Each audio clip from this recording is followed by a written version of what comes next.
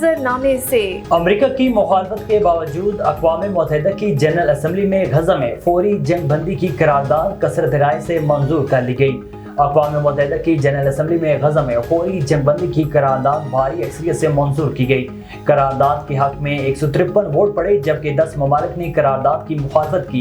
23 ممالک نے ووٹنگ کے عمل میں حصہ نہیں لیا۔ غزہ میں 7 اکتوبر کے بعد سے اب تک اسرائیلی حملوں میں شہید ہونے والے افراد کی تعداد 18,000 سے تجاوز کر چکی ہے۔ شہداء میں زیادہ تر بچے اور خواتین شامل ہیں۔ قرارداد میں جنگ بندی کے علاوہ یرغمال افراد کی غیر مشروط رہائی کا مطالبہ بھی کیا گیا ہے۔ اسلامی تعاون کی تنظیم کے سیکریٹری جنرل حسین ابراہیم طہا نے بھارتی سپریم کورٹ کے 11 دسمبر کے فیصلے پر تشویش کا اظہار کیا ہے۔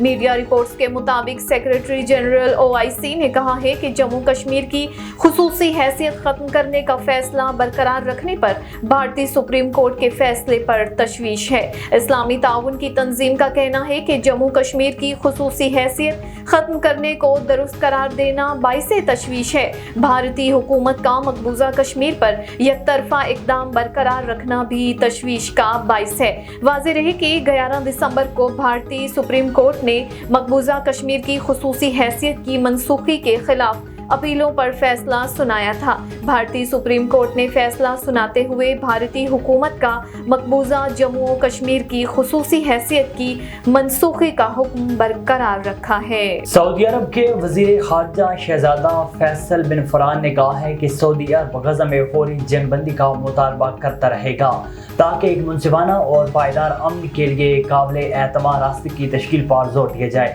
عرب میڈیا کے مطابق انہوں نے گزشتہ روز انسانی حقوق کونسل کے اجلاس جنیوا میں منعقدہ اجلاس سے خطاب میں کہا ہے کہ مملکت غزہ میں جاری مسائل کو مسترد کرتی ہے اور فوری جنگ بندی کی حمایت کرتی ہے۔ انہوں نے کہا ہے کہ غزہ کی پٹی کی تلخ حقیقت بین الاقوامی سلامتی اور اقوام متحدہ کے اداروں کی ساکھ کو متاثر کرے گی۔